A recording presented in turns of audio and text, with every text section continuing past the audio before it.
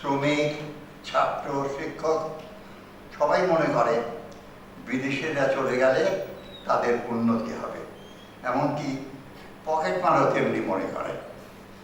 ওর ভাষায় পকেট মারের উন্নতি যদি পকেট মারা ছেড়ে দিয়ে অন্য কোনো কাজের সংস্থান হতে পারে তবে তো ভালো কথা, কিন্তু অবচেতন মনে সেটা থাকে না।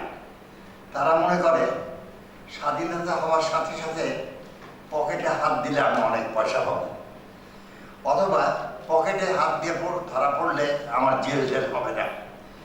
ন্যাশনাল লিবারেশন শেষ হয়ে গেলে তখন প্রত্যেকে যার যার চিন্তা অনুসারে সেই স্বাধীনতাটা ভোগ করতে চায়। স্বাধীনতা লাভের অব্যবহিত পরেও মানুষের যে ত্যাগের মনোভাব ছিল, তার মতে কিছুদিনের মধ্যে তার লোক পেয়ে ভোগ লিপ্সা দেখা গেল। মানুষ বুঝতেও চায়নি যে সমাজতন্ত্রে সম্পদের যে জাতীয়করণ হয় সেটা সমাজের নিয়ন্ত্রণে আসে, গোষ্ঠী বিশেষ বা শ্রেণী বিশেষের নিয়ন্ত্রণে নয়। দেশের বিদ্যমান শ্রমিক নেতৃত্বকে সুষ্ঠু করা না গেলে দেশের অর্থনীতি চলবে না বলে তিনি সতর্ক করে দেন। কেউ অন্যায় করলেও তাকে শাস্তি দেওয়া কঠিন হয়, কেননা রাজনৈতিক নেতাকর্মীর মধ্যে তার আত্মীয় স্বজন আছে। আবার কেউ ভালো কিছু করলেও মানুষ তার ভালো না দেখে দুর্নাম করে, আমাদের এমনি স্বভাব। আন্তর্জাতিক অর্থনৈতিক সমস্যা যেমন তেল সংকট বাংলাদেশে কি প্রতিক্রিয়া সৃষ্টি করছিল তারও বিস্তৃত ব্যাখ্যা দেন তিনি। সাম্প্রদায়িকতার বিরুদ্ধে তিনি সকলকে সতর্ক করে দেন। ভারতের সঙ্গে গোপন চুক্তি আছে কিংবা সোভিয়েত ইউনিয়ন এখানে নৌঘাঁটি করছে, এসব অপপ্রচার যারা করে তাদের সম্পর্কেও সতর্ক থাকতে বলেন সকলকে। অন্যদিকে তিনি বলেন যে অর্থনৈতিক মুক্তি ছাড়া মানুষের দুঃখের অবসান হয় না। আবার পুঁজিবাদী রাষ্ট্রযন্ত্র দিয়ে যে সমাজতন্ত্র প্রতিষ্ঠা করা যায় না সেই কথাও জোর দিয়ে বলেন। দলীয় নেতাকর্মীর অসদাচরণের বিষয়েও তিনি ছিলেন উচ্চকণ্ঠ। বঙ্গবন্ধু সম্পর্কে তাজউদ্দিনের একটি ক্ষোভ ছিল এই যে তার অনুপস্থিতিতে 1971 সালে কিভাবে মুক্তিযুদ্ধ পরিচালিত হলো এবং কিভাবে স্বাধীনতা অর্জিত হলো সে সম্পর্কে তিনি কিছু জানতে চাননি। তবে বৈদেশিক সাহায্য এবং পররাষ্ট্র নীতির বিষয়ে উভয়ের মধ্যে প্রকৃতই কিছু অমিল ছিল। তাজউদ্দিন যেভাবে প্রশাসনিক কাজের সমালোচনা করতেন সেটাও হয়তো উভয়ের মধ্যে দূরত্ব সৃষ্টিতে সাহায্য করেছিল। এই অবস্থা দূর করতে তিনি খুব সচেষ্ট ছিলেন তাও মনে হয় না। তিনি অনেক সময় ব্যক্তিগত আলাপ আলোচনায় আওয়ামী লীগ ও মন্ত্রিসভা ছেড়ে যাওয়ার কথা বলেছেন। সেসব কথা গোপন থাকেনি। যারা উভয়কে পরস্পর বিচ্ছিন্ন করার চেষ্টা করছিলেন তারাই শেষ পর্যন্ত সফল হন। বঙ্গবন্ধুর নির্দেশে তার মন্ত্রিসভা থেকে পদত্যাগ করেন তাজউদ্দিন। তবে বঙ্গবন্ধুর প্রতি তার অনুরাগ ও ভালোবাসা যে অটুট ছিল, নিজের প্রাণ দিয়ে তিনি তার প্রমাণ করে গেছেন। দুঃখের কথা, বঙ্গবন্ধু তা জেনে যেতে পারেননি। আরো দুঃখের বিষয়, জাতি হিসেবে আমরা তার গুণগ্রাহিতার পরিচয় দিতে আজও সফল হয়নি। ধন্যবাদ।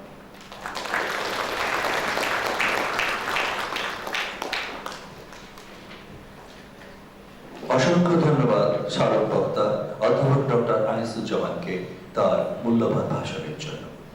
অভাগত সুধী মণ্ডলী, এখন বক্তব্য পর্ব। বক্তব্য প্রদানের জন্য বিনীত অনুরোধ জানাচ্ছি অনুষ্ঠানের সম্মানিত বিশেষ অতিথি, বাংলাদেশ মহান জাতীয় সংসদের মাননীয় সাংসদ ও তাজউদ্দিন আহমেদ মেমোরিয়াল ট্রাস্ট ফান্ডের ট্রাস্টি বোর্ডের সদস্য সিমিন হোসেন রিমিকে। আসসালামু আলাইকুম। উপস্থিত সবাইকে আমি আমার আন্তরিক ধন্যবাদ জানাচ্ছি। আজকের এই অনুষ্ঠানে সম্মানিত সভাপতি, মঞ্চে উপবিষ্ট প্রধান অতিথি, আজকের অনুষ্ঠানের স্মারক বক্তা, আমাদের সকলের প্রিয় মানুষ অধ্যাপক ডক্টর আনিসুজ্জামান এবং বিশেষ অতিথিবৃন্দ সহ আজকে যারা এখানে পুরস্কার, স্বর্ণপদক এবং বৃত্তি রচনা প্রতিযোগিতা যারা পুরস্কার পেয়েছে সবাইকে আমি আমার আন্তরিক শুভেচ্ছা জানাচ্ছি। আজকে এই স্মারক বক্তৃতা করতে করতে একটা কথা মনে হচ্ছে, আমি সেটা দিয়ে বলতে চাই যে আজকে স্মারক বক্তা শুরুতেই বলেছেন যে তিনি তাজউদ্দিন আহমদ সম্পর্কে কিছু বলবেন। সেখানে তিনি বলছেন অল্প বয়স থেকে সাধারণ মানুষের কল্যাণে কাজ করার একটা প্রবণতা তার মধ্যে দেখা গিয়েছিল। তো আমি সেই বিষয়টি নিয়ে আমি গত কয়েকদিন ধরে, বিশেষ করে আমরা আজকে এমন একটা সময়ে কথা বলছি যে আর দুদিন পরে তাজউদ্দিন আহমদের মৃত্যুদিন, ৩রা নভেম্বর জেল হত্যা দিবস। তাজউদ্দিন আহমদ এবং মুক্তিযুদ্ধের সময়ের আরও আমাদের জাতীয় ৩ নেতা এই দিন হত্যাকাণ্ডের শিকার হন। তো যদিও এই অনুষ্ঠানটা, আজকের অনুষ্ঠানটা হচ্ছে তাজউদ্দিন আহমদের জন্মদিন উপলক্ষে, জুলাই মাস 23শে জুলাইকে কেন্দ্র করে, কিন্তু আজকের এই অনুষ্ঠানে দাঁড়িয়ে আমিও মনে করছিলাম যে গত 4 দশক পার করে আমরা কি ভাবছি। তো আমিও আজকে খুব ছোট করে আমি বলতে চাই যে বাংলাদেশ এখন তরুণদের দেশ। আমাদের জাতিসংঘের উন্নয়ন কর্মসূচির এশীয় প্রশান্ত মহাসাগরীয় অঞ্চলের একটি পরিসংখ্যান থেকে জানা যায় যে বাংলাদেশে 24 বছর এবং তার নিচের জনসংখ্যা বাংলাদেশের মোট জনসংখ্যার প্রায় 49%, এবং বাংলাদেশের 10,56,00,000 মানুষ যাদের বয়স 15 থেকে 64 বছরের মধ্যে। তো এই তরুণ সমাজকে নিয়ে আমরা কিছু চিন্তা করতে পারি, কারণ তাজউদ্দিন আহমদকে আমরা যেখানে খুঁজে পাচ্ছি, আনিসুজ্জামান সাহেবের যে শুরু করেছেন যে অল্প বয়স থেকে তিনি মানুষের কল্যাণ ভাবনায় তার মধ্যে দেখা গিয়েছিল। এবং আমি মনে করি যে আমরাও যেটা তাজউদ্দিন আহমদ সম্পর্কে জানতে গিয়ে আমরা দেখি যে তিনি স্কুল জীবন থেকে মানুষের জীবন মানের উন্নয়ন, মানুষের সমস্যা দূর করার জন্য তিনি সবসময় সচেষ্ট ছিলেন। সেই সমাজ সেবার ব্রত থেকে তিনি এক সময় ধীরে ধীরে তিনি কর্মী থেকে, তিনি সমাজসেবী মানুষ থেকে তিনি এক সময় একেবারে বাংলাদেশের প্রধানমন্ত্রীর প্রথম প্রধানমন্ত্রীর দায়িত্ব পালন করেন যুদ্ধের সময়। তো আমরা আজকে 4 দশক পরে তার প্রতি যদি শ্রদ্ধা নিবেদন করতে চাই, তাহলে আমি বলতে চাই যে আমাদের যে উদার গণতান্ত্রিক অসাম্প্রদায়িক যে বাংলাদেশের স্বপ্ন, 40-এর দশকে যে তরুণ ছাত্ররা, তাজউদ্দিন আহমদের কথা যখন আমরা বলছি যে ধর্মগোলা করছেন তিনি যখন রোগের প্রতিষেধক টিকার কথা বলছেন, তিনি যখন মানুষকে চিকিৎসার সেবার কথা নিয়ে যাচ্ছেন চিকিৎসকের কাছে, তখন কিন্তু তার বয়স খুব বেশি না। আমরা তার বয়স ধরতে পারি যে 15 থেকে 25-এর মধ্যেই আমরা দেখতে পারি একজন পূর্ণাঙ্গ একটা মানুষের চিত্র। তো সেই জায়গা থেকে যদি আমরা দেখি যে আমরা যে তরুণ সমাজের কথা বললাম, বাংলাদেশ এখন তরুণদের দেশ। তো তাজউদ্দিন আহমদ থেকে আমরা যদি অনুকরণীয়, এখানে নামটাও খুব সুন্দর, অনুকরণীয় সেই মানুষটির কথা, তো সেই অনুকরণ যদি আমরা করতে পারি তার কাছ থেকে, যে আমরা যে মুক্তিযুদ্ধের চেতনার যে বাংলাদেশ, উদার গণতান্ত্রিক এবং অসাম্প্রদায়িক যে বাংলাদেশ, মুক্তিযুদ্ধের চেতনার যে বাংলাদেশ, সর্বশেষ আমাদের জাতির জনক বঙ্গবন্ধু শেখ মুজিবুর রহমানের যে সোনার বাংলা, আমরা সেই পথে আমরা যতদূর এগিয়ে যাব ততই আমরা তাজউদ্দিন আহমদের যে অসম্পূর্ণ যে স্বপ্ন, যে পরিকল্পনা, যে অসম্পূর্ণ যে ইতিহাস, যে চাওয়া, সেই পথে আমরা অগ্রসর হব, তাকে আমরা সম্মানিত করব। আমি আজকে অনুকরণীয় সেই মানুষটির কথা সকলকে, আজকে যারা এখানে উপস্থিত আছেন, আমি দেখতে পাচ্ছি এখানে সবাই বলতে গেলে সিংহভাগ মানুষ, সবাই তরুণ। হয়তো আমি যদি বলি এখানে, তো 95% মানুষই আজকে তরুণ এখানে। তো আমি সবাইকে অনুরোধ করব, আমরা যেন অনুকরণীয় দৃষ্টান্ত স্থাপন করি। আমরা যেন আমাদের দেশের যারা বরেণ্য মানুষ, তিনি যে সমাজের যেই অংশেরই হোক, যেখানেই হোক, তিনি সাহিত্যিক হোক, তিনি শিল্পী হন, তিনি রাজনীতিবিদ হন, তিনি যেখান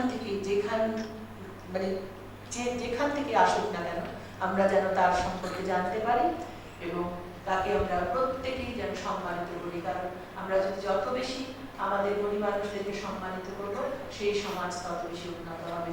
কারণ সমাজের উন্নয়নের জন্য সকলের প্রতি শ্রদ্ধা, সকলের প্রতি সহমর্মিতা, সকলের জ্ঞান গুণের প্রতি আমাদের ঐদার্য দেখানো উচিত। তো সবাই ভালো থাকবেন, সবাইকে ধন্যবাদ। জয় বাংলা। সুধীমণ্ডলে এখন বক্তব্য প্রদানের জন্য বিনীত অনুরোধ জানাচ্ছি অনুষ্ঠানের সম্মানিত বিশেষ অতিথি ঢাকা বিশ্ববিদ্যালয়ের মাননীয় উপাচার্য প্রশাসক অধ্যাপক ডক্টর মোহাম্মদ আখতারুজ্জামানকে। ঢাকা বিশ্ববিদ্যালয়ে আয়োজিত তাজউদ্দিন আহমেদ স্মারক বক্তৃতা 2016 সম্মানিত সভাপতি, ঢাকা বিশ্ববিদ্যালয়ের মাননীয় কোষাধ্যক্ষ, তাজউদ্দিন আহমেদ মেমোরিয়াল ট্রাস্টি ফান্ডের ট্রাস্টি বোর্ডের মাননীয় chairman professor doctor Mohammad Kamal Uddin, আমাদের মাঝে প্রধান অতিথি উপস্থিত আছেন ঢাকা বিশ্ববিদ্যালয়ের মাননীয় উপাচার্য প্রফেসর ডক্টর আহমদ শারিফিন সিদ্দিক, শ্রদ্ধাভাজন স্মারক বক্তা খ্যাতিমান শিক্ষাবিদ প্রফেসর এমিরিটাস ডক্টর আনিসুজ্জামান, উপস্থিত আছেন ঢাকা বিশ্ববিদ্যালয়ের মাননীয় প্রো উপাচার্য শিক্ষা প্রফেসর ডক্টর নাসরিন আহমেদ এবং এই ট্রাস্ট ফান্ডেরই একজন সম্মানিত সদস্য এবং তাজউদ্দিন আহমেদ পরিবারের সদস্য, তারই কন্যা মাননীয় সংসদ সদস্য জনাব সিমিন হোসেন রিমি এবং প্রতিষ্ঠাতা সদস্য তাজউদ্দিন আহমেদের পরিবারের সদস্য এবং তার বড় কন্যা শারমিন আহমেদ এবং আমাদের ঢাকা বিশ্ববিদ্যালয়ের পিস অ্যান্ড কনফ্লিক্ট স্টাডিজ ডিপার্টমেন্টের সম্মানিত চেয়ারম্যান, যে বিভাগের অনেক শিক্ষার্থী এই আওতায় বৃত্তি লাভ করলো, সেই বিভাগের চেয়ারম্যান জাহিদ হাসান, ঢাকা বিশ্ববিদ্যালয়ের সম্মানিত রেজিস্ট্রার, তাজউদ্দিন আহমেদ পরিবারের সদস্যবৃন্দ, সুধীমণ্ডলী, আমাদের অতিথিবৃন্দ, সকলকে শুভ সন্ধ্যা এবং সালাম আলাইকুম। আমি শুরুতেই গভীর শ্রদ্ধা নিবেদন করছি সর্বকালের সর্বশ্রেষ্ঠ বাঙালি জাতির জনক বঙ্গবন্ধু শেখ মুজিবের অত্যন্ত ঘনিষ্ঠ সহকর্মী, সহযোদ্ধা এবং যিনি বঙ্গবন্ধুর খুব কাছে থেকেই কাজ করেছেন, জাতি বিনির্মাণে অবদান রেখেছেন, এই জাতির শ্রেষ্ঠ সন্তানদের একজন জনাব তাজউদ্দিন আহমেদের অমর স্মৃতির প্রতি গভীর শ্রদ্ধা নিবেদন করছি।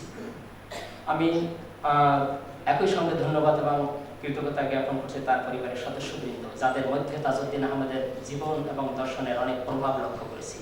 স্বাগত বক্তব্যে শারমিন আহমেদ যে কথাগুলো দিয়ে শুরু করেছিলেন, তার মধ্যেই তাজউদ্দিন আহমেদের যে জীবনচরিত তার সুস্পষ্ট নিদর্শন আমি লক্ষ্য করি। সাধারণত এই ধরনের স্মারক বক্তৃতায় অন্য কোনো বক্তৃতা দেওয়ার সুযোগ নাই, এটা কোনো রেওয়াজে পড়ে না। আমরা স্মারক বক্তার বক্তব্য শুনি এবং তদুপরি যিনি বক্তব্য দিলেন তিনি প্রফেসর আনিসুজ্জামান, যিনি যে কথাগুলো বলেছেন সেগুলো তিনি নিজেই একজন তার প্রত্যক্ষদর্শী, তিনি নিজেই একজন ঐতিহাসিক ঘটনার সাক্ষ্য। সব বিবেচনায় একটি প্রাথমিক সোর্স মুখ থেকে আমরা ফ্রম দি হর্সেস মাউথ আমরা বক্তব্যগুলো শুনেছি এবং অন্যান্য পরিবারের সদস্যবৃন্দ যারা বলেছেন তারা সকলেরই জীবন থেকে একবার সরাসরি দেখা, সেইগুলো আমাদের শোনা এবং আমাদের জীবনে নেওয়া, সেটি আমাদের সবচেয়ে বড় দিক। সে কারণে বক্তব্য না দিয়ে শুধুই মাত্র একটি দুটো কথা বলবো শ্রদ্ধা নিবেদনের উদ্দেশ্যে, এগুলোর ব্যক্তিগত অনুভূতি জ্ঞাপনের উদ্দেশ্যে। প্রফেসর আনিসুজ্জামান আজকের যে প্রবন্ধটি এখানে স্যার বললেন সেটির নাম দিলেন অনুকরণীয় সেই মানুষটির কথা। আমি তার আরও একটি প্রবন্ধ করেছি, সেই প্রবন্ধটির নাম হলো Tajuddin Ahmed a man of destiny. অসাধারণ সুন্দর লেখা যে প্রবন্ধটি তিনি লিখেছিলেন 2014-এ এবং সেটি আরেকটি স্মারক বক্তা হিসেবেই সেখানে সেটি উপস্থাপন করেছিলেন Tajuddin Ahmed a man of destiny, এবং আজকের বলেন অনুকরণীয় সেই মানুষটির কথা। এবং কি অসাধারণভাবে আমি লক্ষ্য করলাম দুটোরই কনক্লুডিং রিমার্কস এক, দু জায়গায় স্যার বলতে চেয়েছেন, যেটি ইংরেজিতে লিখেছেন সেখানে বলেছেন এভাবে যে Tajuddin Ahmed realised the great task history had assigned him। এই কথা বলেছেন এবং আজকের বললেন তিনি যে সেই অনুকরণীয় মানুষটি যিনি মৃত্যুর পূর্বদিন পর্যন্ত জাতির জনক বঙ্গবন্ধুর সাথে সকল ধরনের বিশ্বস্ততা রেখেছেন এবং তার প্রতি আনুগত্য থেকে সকল কাজ করে গেছেন, কিন্তু আমরা তার সাফল্যের স্বীকৃতি আজও দিতে পারি। এই কথাগুলোর মধ্যে একটি অসাধারণ মিল আছে। স্যার যে কথাগুলো বললেন সেই কথাগুলোর প্রতি আমরা শ্রদ্ধা জ্ঞাপন করি এবং আমাদের উচিত হবে যে এই একই ধরনের আরও কতগুলো বক্তৃতা। আজকে দেখুন, সত্যের একটি নিজস্ব শক্তি আছে, সত্য একটি বাস্তবতা এবং তার নিজস্ব শক্তি আছে। তাজউদ্দিন আহমেদ বাংলাদেশের ইতিহাসে এমন একটি সত্য, এমন একটি বাস্তবতা যে নিজস্ব শক্তিমত্তায় দীর্ঘদিন ধরে হয়তো বা কিছু অসত্য কিছু অসত্য, কিছু ভুল, এই কিছু অপশক্তি, সেগুলো হয়তো বা শক্তিকে, সত্যকে কিছুদিনের জন্য চাপা রাখে, কিন্তু ক্রমান্বয়ে তার নিজস্ব শক্তিমত্তার মাধ্যমে সেটি উপরে উঠে আসে। আজ তাজউদ্দিন আহমেদ সেটি বাংলাদেশের ইতিহাসে প্রমাণ করলেন এভাবে। আজকে তাজউদ্দিন আহমেদকে কেন্দ্র করে যতগুলো লেখনী, যতগুলো ব্যক্তির বক্তব্য আবির্ভাব ঘটছে, বাংলাদেশে খুব কম মানুষের ক্ষেত্রে, বুদ্ধিবৃত্তিক চর্চার ক্ষেত্রে এই ধরনের জ্ঞানী গুণী মানুষদের মধ্যে থেকে বক্তব্য বেরিয়ে আসছে। আমরা কখনো কখনো একটি ভুল করার চেষ্টা করি, সেটা হলো তাজউদ্দিন আহমেদ এবং বঙ্গবন্ধু তাদের সাথে তুলনা করার একটি চেষ্টা নেই। এটিও কিন্তু আরেকটি অপপ্রয়াস, এবং এটিও হলো আমাদের জন্য আরেকটি বিব্রতকর অবস্থায় ঠেলে দেওয়ার জন্য, আর এক ধরনের একটি হিস্টোরিগ্রাফি গড়ে ওঠাবার জন্য কেউ উদ্যোগ নিয়ে থাকে। আমরা মনে করি তাজউদ্দিন আহমেদ তার একটি স্বতন্ত্র জায়গা আছে, তিনি সেই জীবনের শেষ দিন পর্যন্ত সেই ইন্টিগ্রিটি তিনি রেখে চলেছেন। বঙ্গবন্ধু স্বতন্ত্র জায়গা আছে, যাকে আবর্তন করেই তাজউদ্দিন আহমেদ সাহেবের রাজনীতির জীবন আবর্তিত হয়েছিল। সুতরাং বঙ্গবন্ধুর স্থানে তিনি সর্বকালের সর্বশ্রেষ্ঠ বাঙালি হয়েছেন, জাতির জনক হয়েছেন। তাজউদ্দিন আহমেদ আমাদের অন্যতম নির্মাতা হিসাবে এই জাতির এই যাহা কিছু মহৎ অর্জন সবকিছুর পিছনেই তার ছোঁয়া আছে, তিনি সেখানে কাজ করেছেন। সুতরাং দুয়ের মধ্যে তুলনা করে কে বড় কে ছোট, আমি কখনো কখনো যখন এগুলো শুনি তখন খুব ব্যথিত হই। কিন্তু তাজউদ্দিন আহমেদ সর্বশেষ অবস্থায় তিনি জীবনের মৃত্যুর পূর্ব পর্যন্ত আজ যদি জীবিত থাকতেন তাহলে তার বয়স হতো 91 বছর। আজকে তিনি এই কথাগুলো হয়তো বলতেন, আজকে তিনি বলতেন যে কিভাবে তিনি বঙ্গবন্ধুর সাথে কাজ করেছেন, সেই স্মৃতি কথা বলতেন, এবং আমরা এই জাতি কৃতজ্ঞতা বলতে আবদ্ধ হতাম। আমি আর কথা না বাড়াই, শুধু এই মহৎ মানুষটির প্রতি গভীর শ্রদ্ধা নিবেদন করি এবং তার পরিবারের সদস্যের প্রতি আমি ধন্যবাদ জানাই যে তারা তার আদর্শ আজও ধারণ করছেন, এবং যারা দেশ বিদেশে থাকেন কিন্তু মাটি মায়ের তাড়নায় তারা আসেন এবং এই বুদ্ধিবৃত্তিক চর্চায় তাজউদ্দিন আহমেদের আদর্শ সেটি ছড়ানোর জন্য তারা কাজ করে, অসাধারণভাবে তাদের জীবন লক্ষ্য তুলে ধরে।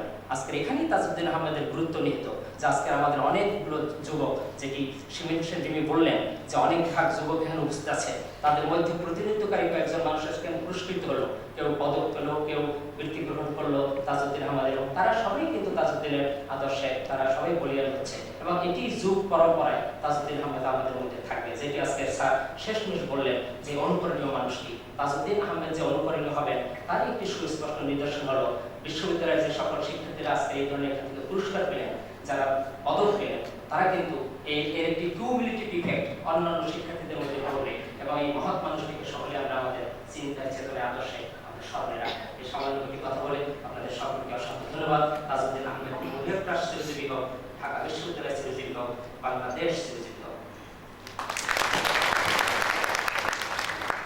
অসংখ্য ধন্যবাদ। এবার বক্তব্য প্রদানের জন্য স্বনির্বন্ধ অনুরোধ জানাচ্ছি আজকের অনুষ্ঠানের সম্মানিত বিশেষ অতিথি ঢাকা বিশ্ববিদ্যালয়ের মাননীয় উপাচার্য শিক্ষা অধ্যাপক ডক্টর নাসরিন আহমেদকে।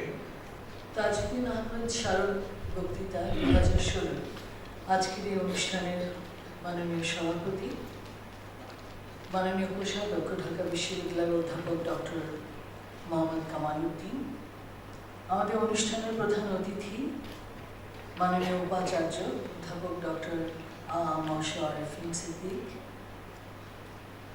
উপস্থিত এখানটায় আমাদের আজকের তাজউদ্দিন আহমেদ স্মারক বক্তৃতা প্রদান করলেন অধ্যাপক ডক্টর আনিসুজ্জামান, এমেরিটাস অধ্যাপক, বাংলা বিভাগ, ঢাকা বিশ্ববিদ্যালয়।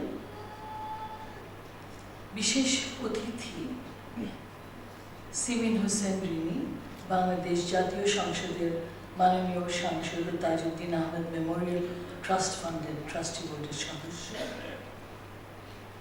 শারমিন আহমদ, ট্রাস্ট ফান্ডের দাতা ও প্রতিষ্ঠাতা।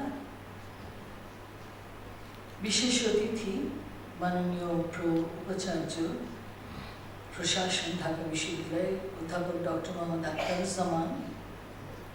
আছেন এখানটা আমাদের সঙ্গে চেয়ারম্যান, শান্তি ও সংঘর্ষ অধ্যয়ন বিভাগ, ঢাকা বিশ্ববিদ্যালয়। সামনে উপবিষ্ট ঢাকা বিশ্ববিদ্যালয়ের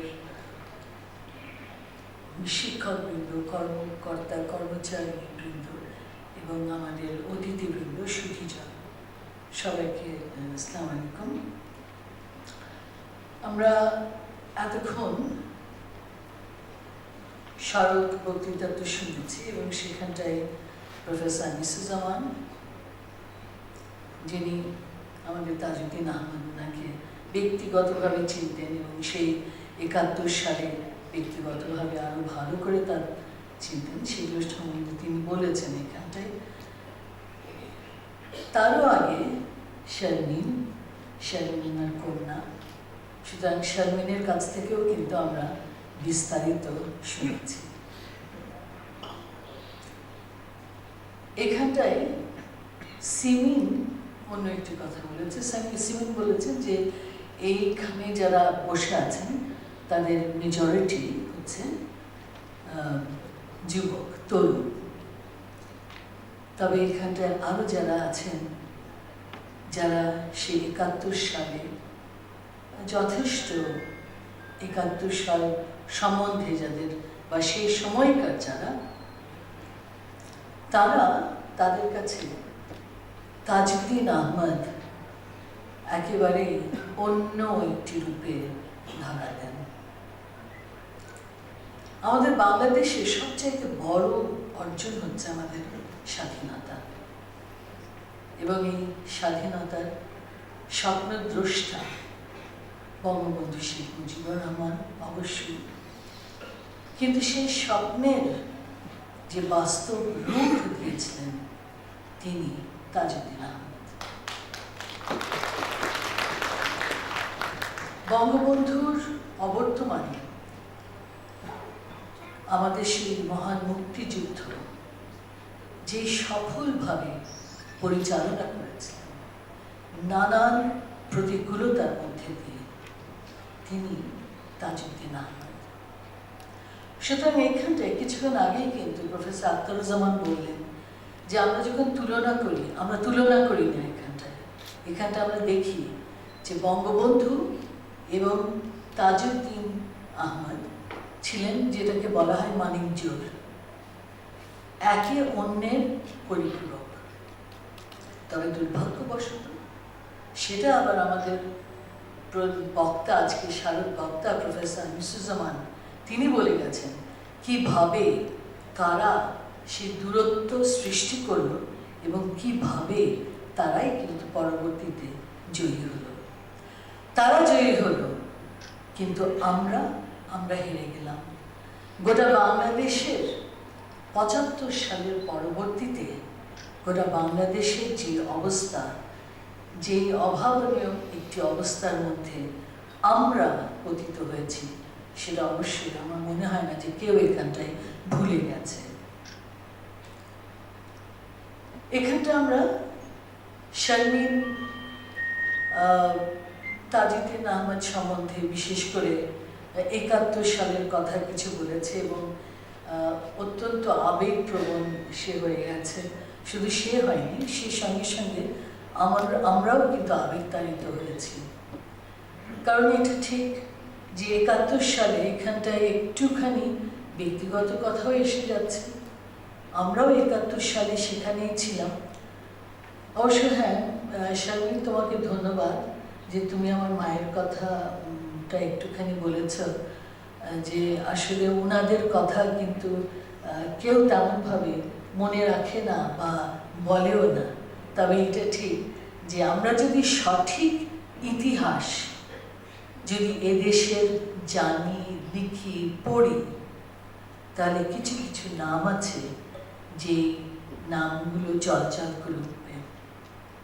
তো আমরা 71 সালে জনাব তাজউদ্দিন আহমদকে যে অল্পটুকু যা দেখেছি তার থেকে কিন্তু শুনেছি অনেক বেশি। এবং সেখানেই ছিল যে ওই যে থিয়েটার রোড, যেখানে সেই কর্মকর্তারা ছিলেন, তিনি ছিলেন একটি রুমের মধ্যে, তিনি ছিলেন। এবং যেটি শারমিন এখানটায় রিমিন যেটা বললো সেই কাপড় ধোয়ার কথা, ওইটাও কিন্তু আমি আমার মায়ের কাছেই শোনা। এবং সে তার সঙ্গে এইটুকুও শোনা যে তিনি নিজেই বলেছিলেন যে তার প্রতিটি কাজ তিনি নিজে করতেন, ছোট্ট ঘরে থাকতেন, সারাটা দিন সারাটা রাতই বলতে গেলে কাজের মধ্যে, শুধু কি কাজ, কত রকমের চিন্তা সেখানটায়। তো সেই পরিবেশে তিনি থাকতেন, অতি কষ্টে থাকতেন এবং কষ্টটা নিজেই কিন্তু নিজের উপরে নিয়েছিলেন। এই জন্য তিনি বলতেন যে আমার যে মুক্তিযোদ্ধারা যারা এত কষ্ট করে তারা এই দেশের জন্য নিজেদের জীবনটুকু দিতে যারা প্রস্তুত এবং যারা রাত দিন যারা এত কষ্ট করছে, সেখানটায় আমি তো অন্য কোনোভাবে থাকবার চিন্তাও করতে পারি না। সুতরাং ওই থিয়েটার রোডের যে বাসাটা, সেখানটায় তিনি তার অফিস করতেন, তিনি নিজে তার নিজের কাজ করতেন, এবং তারপর তো ছিলই রণাঙ্গনগুলো ঘুরে বেড়ানো। শুধু কি রণাঙ্গন ঘুরে বেড়ানো, কনস্পিরেসিগুলোকে কিভাবে ট্যাকল করবেন সেটার একটা চিন্তা ছিল। এই যে এত রেফিউজি, তাদের ব্যাপারে তাদেরকে কিভাবে দেখবেন সেটা একটা ছিল। দেশে বিদেশে যে কিভাবে রেকগনিশনগুলো আনা যাবে সেইগুলো ছিল। সুতরাং আমরা জানি যে এই যে যুদ্ধ, হ্যাঁ 9 মাসে এটা যুদ্ধ শেষ হয়েছে ঠিক, কিন্তু আমাদের বিরাট একটা সাপোর্ট আমরা ইন্ডিয়া থেকেও পেয়েছি, এটাও ঠিক। কিন্তু ওগুলো তার এমনি এমনি আসেনি বা রাতারাতি আসেনি। তার পিছে যে মানুষগুলো কাজ করেছেন তার মধ্যে অবশ্যই আমাদের জাতীয় 4 নেতা যেমন ছিলেন, কিন্তু সবাইকে ছাপিয়েছিলেন তাজউদ্দিন আহমেদ। এইটা আমি চাই আর না চাই, এখানে চাওয়ার কিছু নাই, এইটাই সত্যি এবং এইটা জলজলই সত্যি। তো এখানটায় আর একটা কথা বলবো যে সেই 71 সালে, যেটা আগে যে বঙ্গবন্ধুর একদম বিশ্বস্ত লোক তাজউদ্দিন আহমেদ, এবং 71 সালে তার অবর্তমানে তিনি যুদ্ধ পরিচালনা করছেন সেখানে। তিনি কিন্তু চাইলেই বঙ্গবন্ধুকে ছাপিয়ে নিজে কিন্তু এগিয়ে আসতে পারতেন, কিন্তু কখনো সেই কাজটি কিন্তু করেননি। অথচ নানান রকমের, এখানটায় অনেকেই জানবেন, নানান রকমের কথা, নানান ঘটনা দিয়ে পরবর্তীতে আমরা যেগুলো পেলাম, যেটা আগেই বলেছি যে আমাদের কারোর জন্যই এটা ভালো হয়নি। একদম শেষে শুধু আমি এটুকু বলবো যে তাজউদ্দিন আহমেদকে আমি এটুকু বলতে পারি যে উনি পলিটিক্স করেছেন সেই কবে থেকে, কিন্তু তারপরে হি ওয়াজন্ট পলিটিশিয়ান তেমন না, হি ওয়াজ আ Statesman, and he really proved himself to be that. He was a statesman. এবং তার যে অনেস্টি, তার যে ইন্টিগ্রিটি, তার যে কমিটমেন্ট, সেটা ছিল কিন্তু তার চরিত্রের হলমার্ক। এবং এইখানটাই হচ্ছে কথা যে আমরা ইতিহাস, বাংলাদেশি ইতিহাস পড়তে গেলে আমরা অবশ্যই তাজউদ্দিন আহমেদকে পড়ব। তাজউদ্দিন আহমেদকে পড়তে গেলে তার কর্মকাণ্ডের সঙ্গে সঙ্গে তার যে চরিত্রের যে বৈশিষ্ট্য সেটাও জানব। এবং এইটা আজকালকার দিনে আরও বেশি করে জরুরি, কেন আমাদের যে প্রজন্ম, যে আগামী যে জেনারেশন, তাদের কাছে তাজউদ্দিন, এটা বলাই হয়েছে, অনুকরণীয় সেই মানুষটির কথা। অবশ্যই তিনি কিন্তু একজন রোল মডেল হিসেবে আমাদের সামনে উপস্থিত থাকবেন। তো আজকের এই অনুষ্ঠানটি আয়োজন করবার জন্য আমি ধন্যবাদ দিচ্ছি।